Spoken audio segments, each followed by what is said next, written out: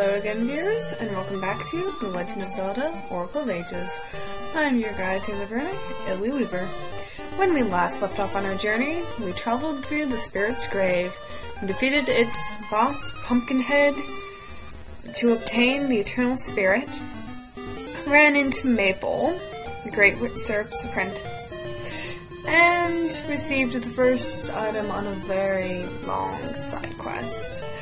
Now, some of you may be wondering what I'm doing starting out down here, back on the other side of the old graveyard. But as you can see, there is a piece of heart over there. And now that we have the power bracelet, we can go ahead and move this rock and obtain it. So that is our third piece of heart. We need one more and we can get an extra heart container. Now, if you want to, you could also go up one screen and plant the gaseous seed. I personally think there are better places to plant it, however, so I'm going to hang on to it for now. There is one other thing that I realized I forgot to mention, and I'll show it off right now by going into my screen. Here in the key items, you can see we have the Poe Clock, but we also have this magic potion. Now, I got that when I bumped into Maple. And what the magic potion does is essentially act as a fairy in this game. If you lose all of your hearts during a battle and you have a magic potion, it will refill those hearts back up. Not completely. I do not remember how many it does actually fill, but still a very useful thing to have. And if you do see Maple drop it and you need one, I suggest going for it first because it is the first thing she'll go after outside of the piece of heart which she drops. Now I'm going to go ahead and meet you guys back in Lena City so I can show off the ring shop as I said I was going to, since we have a few rings from the Spirit's Grave. Okay, now we're back in Lena City, outside the shop I had been telling you guys about before.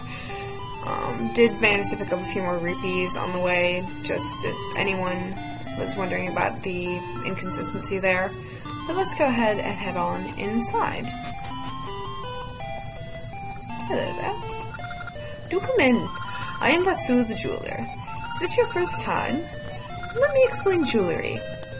Rings made from mystical seeds have very mystical powers. If you wear one, its mystical power will be passed to you. But you must keep it in your ring box. The mystical power will gradually weaken and you won't be able to use it. Understood? Yes, I got it. Oh, you don't have a ring box? I like you, so here, take this ring box. And he will give us a level 1 ring box. It can hold one ring. Obviously, it can be upgraded later to hold more. Take this ring as a sign of our friendship. And he also gives us a ring, so he's very, very nice to us. Until you've had a ring appraised and its power revealed, you cannot wear it. Let's appraise it. Which one shall I appraise? Well, we have 3 rings, so let's go ahead and start with the first one. Appraise that? Yes. I see. I call this the Power Ring Level 1. Sword damage up, and the damage taken is also up, so it's a bit of a trade-off there. That's not the ring he gave us, it's actually one of the ones that we got in the dungeon. I'll praise it for free this time, but after this it will be 20 rupees per ring. If you get 2 of the same ring, I'll buy one for 30 rupees. Now the list. Appraised rings get added to the list. When you want a ring, move it from your list to the box. Talk to me to see your list. Let's take a peek at it now. So as you can see, we have our list, and we have, inside of it, the power ring. So let's go ahead and put that into our box. Rings do nothing unless worn. So we'll go ahead and appraise the other rings from him. Now we have the Discovery Ring, and that will reveal hidden patches of earth that we can plant gaseous seeds in, so it's kind of useful. And the other ring we have right here is the friendship ring, and this is actually the ring that Vesu gave us. It's just kind of a symbolic thing.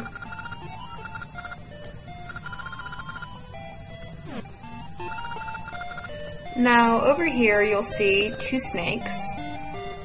This snake right here is Blue Snake, and he'll give ring fortunes. Sure. Ring fortune. Now this is actually something we can't quite do.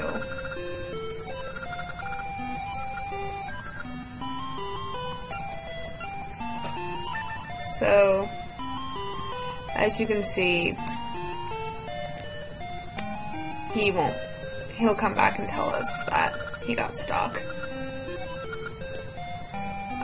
So, unfortunately I'm not really going to be able to show that off.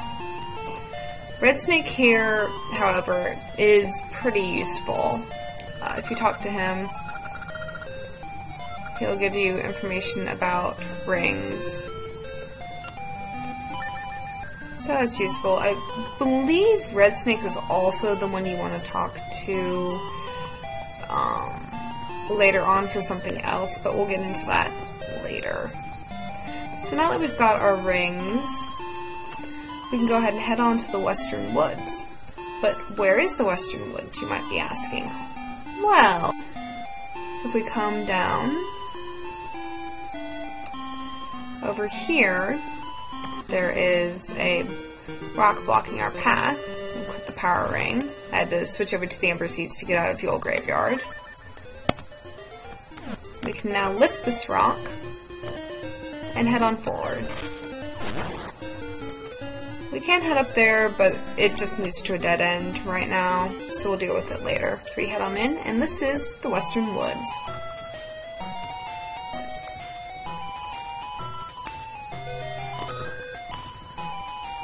Yeah, if you push an enemy towards pits like this, they'll fall in. If you fall in, you take damage, so be careful of those. Oh, that looks suspicious. Let's try and get over there.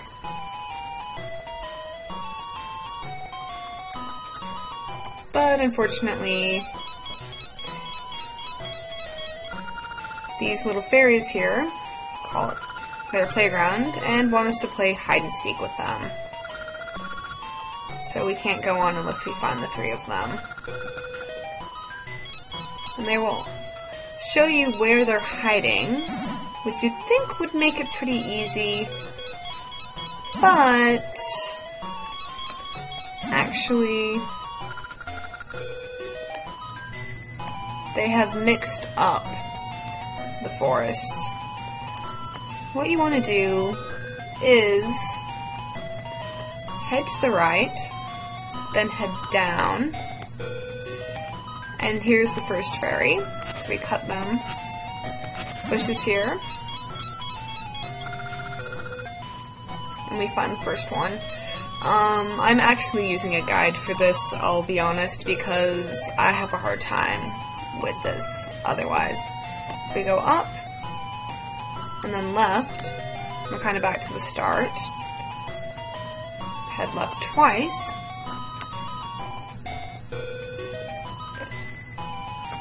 And now we're where the second fairy was.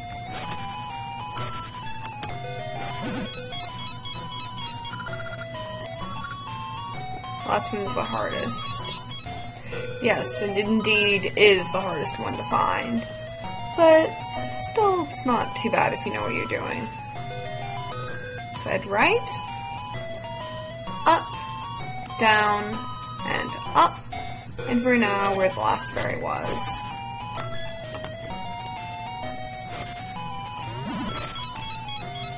So we have found all three of them successfully. So they'll put the forest back in order now that we found all of them.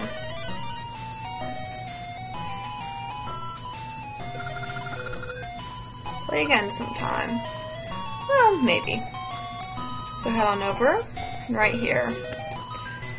So that looks suspicious, that building over there, so we pick up the rock. But unfortunately, yeah. Oh, hello, Maker Tree.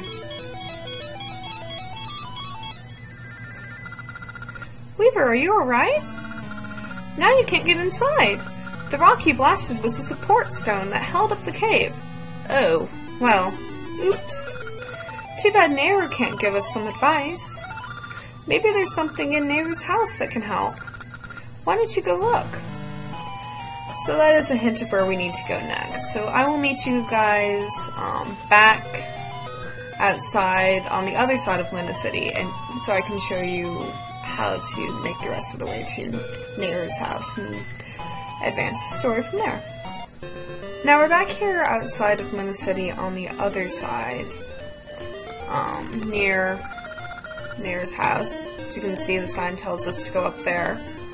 And Impa also told us that it was east of where we first met Nehru. So if we head on over here and head up, here is Nehru's house.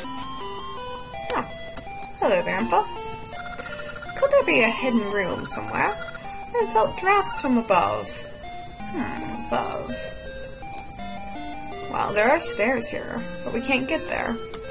So you have to move the statue, and we can go in. And there's a secret passage. I wonder what this is. We have the Harp of Ages. I am Nehru, Oracle of Ages. You are holding an instrument called the Harp of Ages. I do not know you, but it is not by mere chance that you now hold that harp. You are a hero chosen by the currents of time. Your arrival means I am not in this age any longer. Ah, so she had a contingency plan. Rather smart of her. I hid the harp here, knowing this could happen. I entrust the harp to you. By playing certain tunes on the Harp of Ages, you can travel through time. Let me teach you the Tune of Echoes.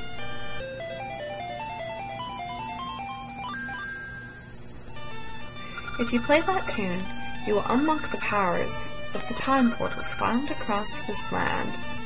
Step into a time portal to travel through time to another age. As you journey, you may learn more tunes that will let you travel through time more freely when you play them. Please, chosen hero, protect this land from the clutches of evil. I am counting on you, unknown hero. And with that, we get the Echo Tune, our first song. We'll awaken the time portals that we've seen around Librina. I'll go ahead and show you where the nearest one is. Bye, Impa. It is, in fact, right out here. Here. But it looks like the Maca Tree has something to tell us. Weaver, that's the Harp of Ages. Yes, Nehru told us that. Maybe you can use it to open time portals and sail through time. The cave has crumbled in this age, but perhaps in the past you can find a way in. Ah, that's actually a very smart plan. But we will be doing that on our next episode. So until then, this is Lily Weaver, signing out. See you guys later.